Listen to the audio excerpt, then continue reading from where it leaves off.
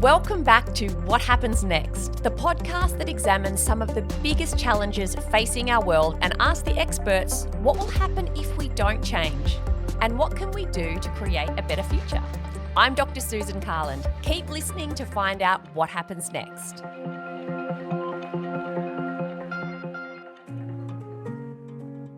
What should your size matter if you're healthy and you're enjoying your life? I think we need to not strive for perfection here. We have to accept ourselves as we are. That's where we're using treatments like surgery or like medication, which helps suppress the appetite, helps control or modulate that drive, that hunger that tends to cause the weight regain.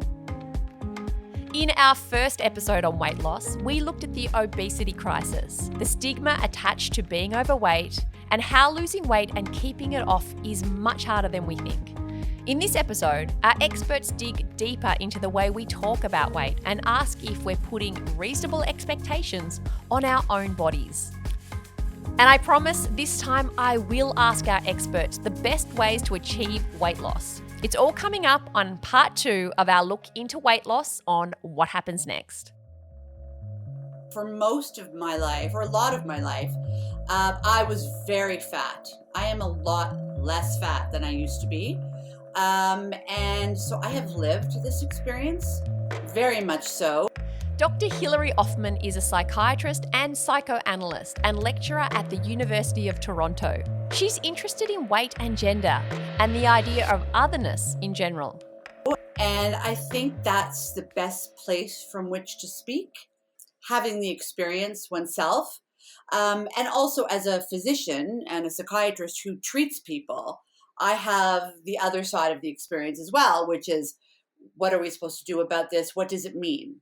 Now, fat is a very loaded term. Some people don't even like to use it. They think the term itself is pejorative. Where would you stand on the use of the term? I choose to use the word fat because I'm aware that it is a word with a lot of pejorative connotations. And there are all these words that people use to sort of cover up what they're trying to say that, in my mind, even make things worse. And it's sort of a bit of activism, a taking back of the word, a reclaiming of it as something that can be said, like a descriptor, like tall or short. And there's something about speaking to something as it is and forcing people to meet you right there instead of sort of sliding away from the implications of the word. When you use the word, do you find that people get uncomfortable? Yes, I do. And it's funny, I personally am not uncomfortable when I use it. And I think that's because I've been practicing using it. And I think I don't mind that it's a bit disarming. I think that in order for people to take the topic seriously, I think they need to be a little bit disarmed. Well, I wanted to ask you about this idea that we see a lot in advertising, particularly on social media now, of healthy at any size. Talk to us more about that. Do you think we are accepting of this concept, or as accepting of this concept as we should be? Do you think it's too flat a message for people to really grapple with? What's your take on it? Well, I would like to believe that there's been an uptake in society for health at every size because it makes sense. I mean, what should your size matter if you're healthy and you're enjoying your life? But sadly, I feel like there's a lip service paid to that. We might say it, but we don't really believe it. And even people who are fat, because of what becomes an internalized stigma, believe it too. It's very hard if even the people who are fighting against the stigma also believe in it. They believe that they are to blame. They believe that there's something wrong with them and that they should work harder. You'll have your family saying, "Oh, I want you to lose weight because I care about you." And there's this part that's like, well, yeah, but that's not really what this is about, right? This is about how I look and how it interferes. So I truly believe that that is absolutely possible, but I don't think we're there yet. I think we have a way to go before people will really embrace that idea. And even healthcare professionals have trouble with that concept. They tend to, there's a sense that fat people get blamed for everything that's wrong with them. So if you go to the doctor and you're fat, they'll say, well, you better go lose weight. And you're like, well, yeah, but I have an extra leg sticking out of my head. That's nothing to do with it. But this is what happens. And so people feel dismissed. They stop going to their doctors, and, things get misdiagnosed. And if you don't go to your doctor, you can't be diagnosed. And if you're always being told that everything wrong with you is because you're fat, and I could say that's pretty much my experience. I'm Michael Cowley. I'm a physiologist at Monash University, and I work in the biology of weight control, and I work developing drugs to treat obesity and metabolic disease. What do you think about the conflict between fat acceptance activists who have the healthy at any size argument and some of the things that scientists say about the negative impacts of being overweight on the body? So I think the health impacts of weight are individual. Some people are very obese and don't have health consequences for that. And that's the genetic fortune, I guess, of being able to bear that weight. I don't think it's right to be prescriptive about what people should look like. I think people have a right to be as obese or as lean as they choose to. I think there's an element of lack of choice in it for many people. It's just the genetic cards they got dealt. But again, I think it should be about metabolic health, not appearance. If you're healthy, then you're healthy. But even if you're not healthy, I don't think it's right to shame people for it. We don't. Well, I guess we do shame people for smoking now in Australia, but there are a bunch of other risk-taking behaviours that people still indulge in without being stigmatised. I'm quite comfortable with the idea that people is healthy at any size. Absolutely, there are people who are healthy at very large sizes, and there are people who are metabolically unhealthy who are lean. And again, we're not worshipping them or congratulating them for managing to get sick while still skinny. Yeah. And that would be the flip side of the equation. Yeah. Hi, my name is Michelle Bridges. I've been in the fitness industry for 30 plus years. I love this industry. I love empowering people. I love empowering women, of course, into being the best version of themselves through great nutrition and exercise. Is there such a thing as being healthy at any size, or do you think our culture has overcorrected and over-embraced that perspective? Look, it's a great question because, I found myself in some pretty hot water having this conversation because, it's a sensitive conversation. It's a conversation that can easily upset. And I think if you look at it through the lens of common sense, the most important thing is your health. Now, if that means that by dropping a couple of kilos, let's say again back to the 5%, means that you're going to improve your cholesterol levels, your blood pressure levels, and reduce the risk of heart disease, then for me it seems like it's a bit of a no-brainer. So yeah, I think you can be healthy at many different sizes, but rather than looking at it through the lens of what size you are, let's just look at it through the lens of what's going on for you internally. How is your blood pressure? How is your cholesterol? Can we make some changes in order to improve that? It's of no surprise and no shock. But it was at the time when I very first started working on Biggest Loser, and we had some extraordinarily large people that came on that show and that had a list as long as your arm of health conditions that came with it. We were having the doctors saying, this is amazing. Like what we're seeing on their stats week by week, like literally week by week is extraordinary. And we've always known that this could be possible. It's just often that we never get the chance to see it actually happen.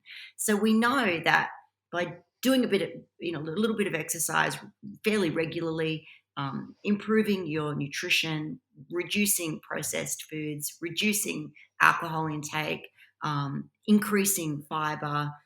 These are the things that can make quite a big difference to your health overall, but also to your mental health as well.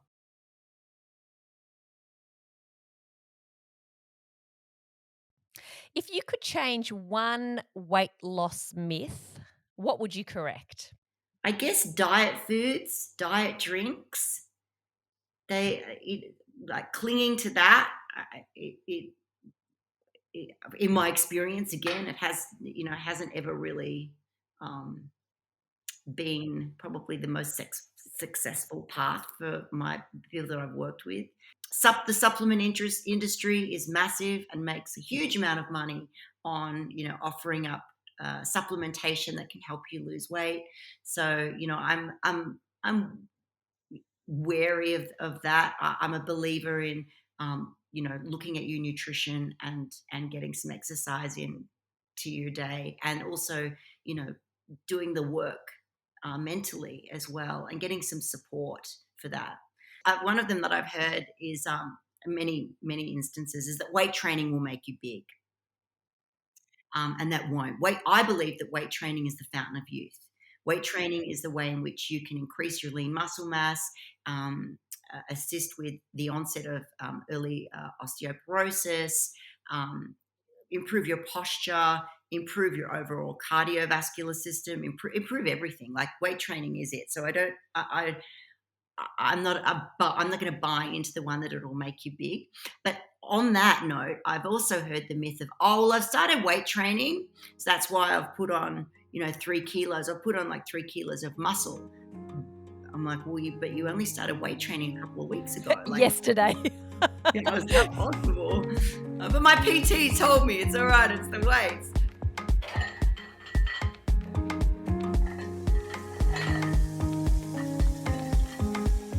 Here's Dr. Michael Cowley again.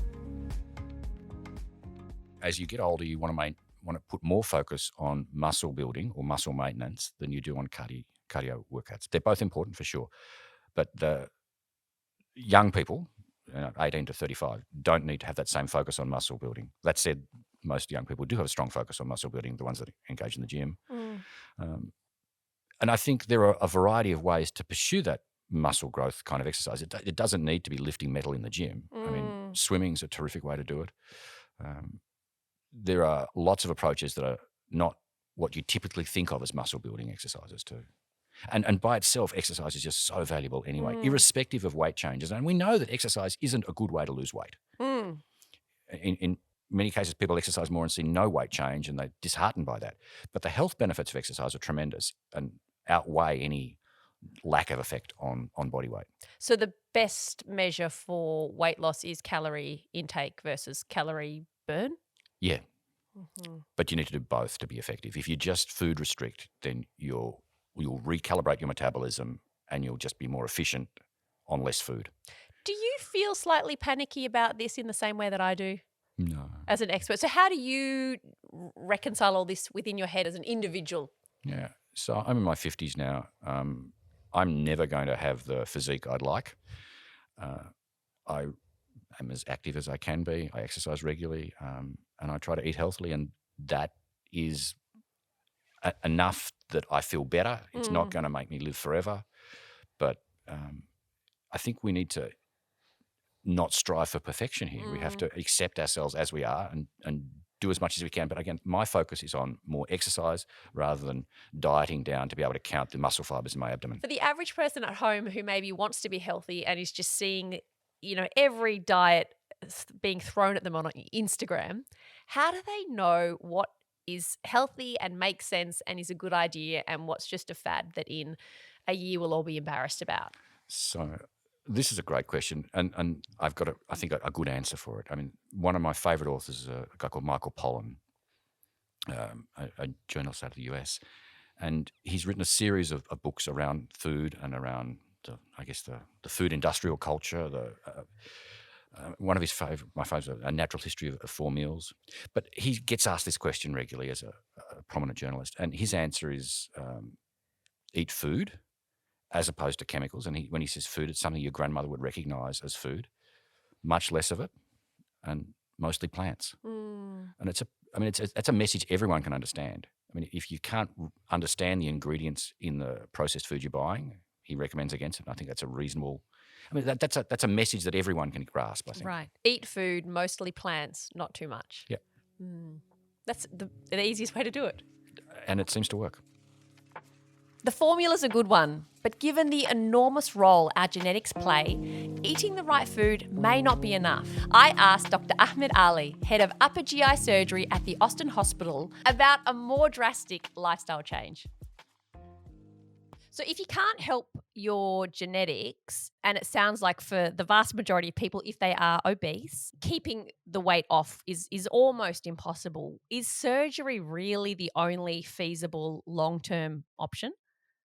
Surgery is a very effective treatment. And of all the treatments that we have at the moment, it still remains the most effective for medium to long term weight loss.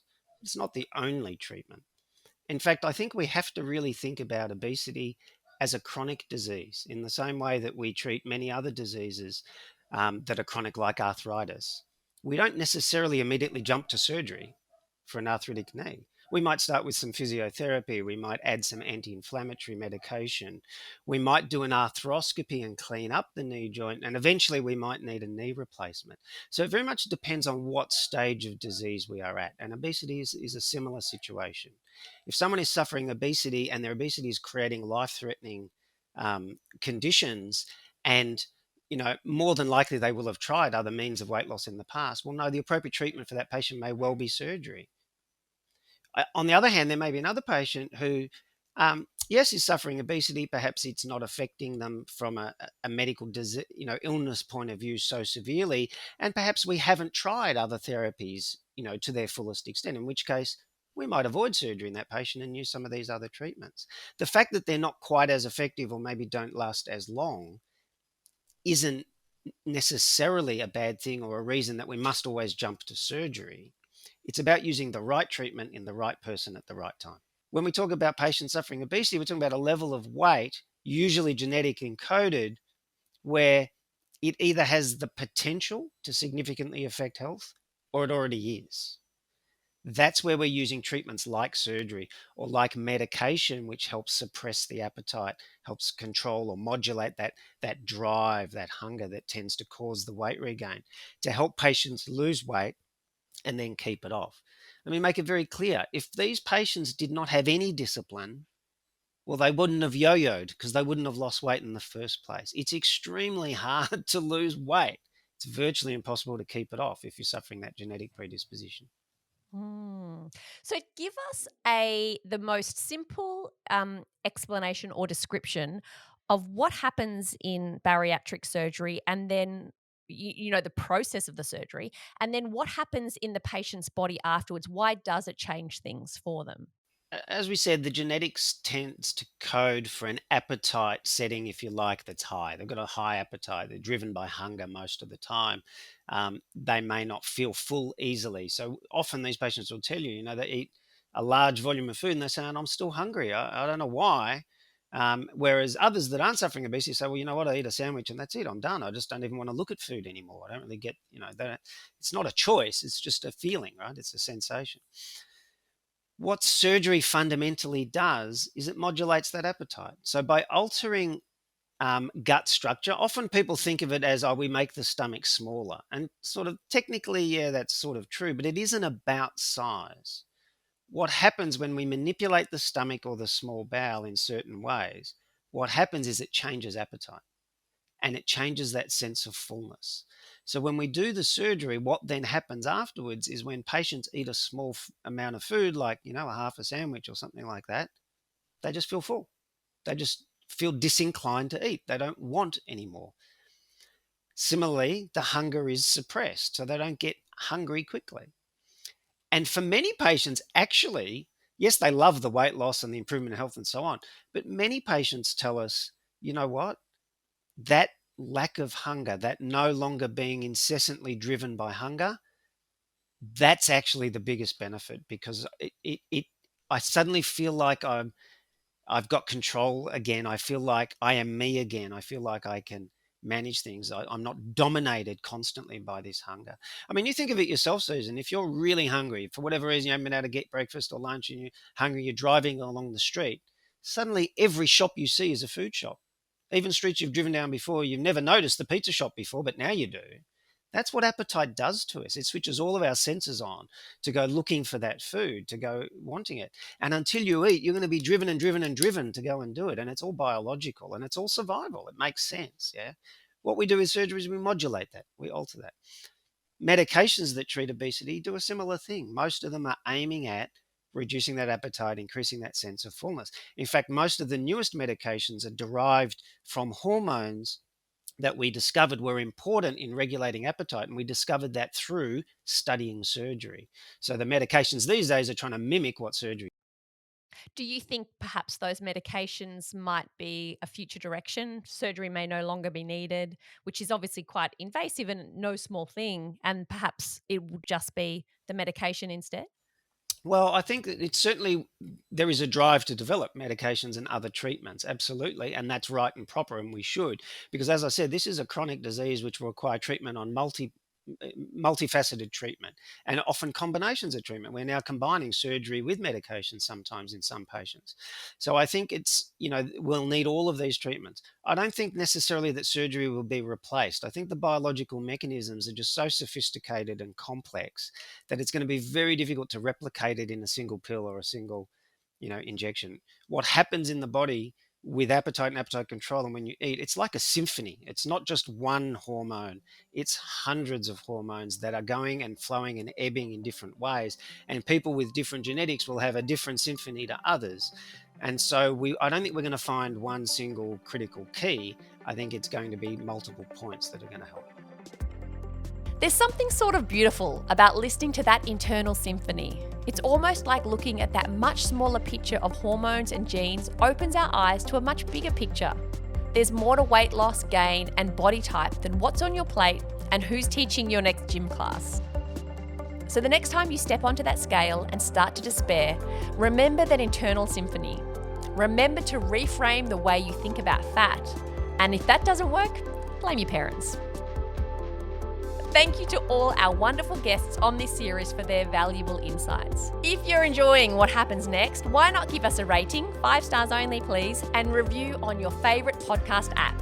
I'll see you back here next week with a brand new topic.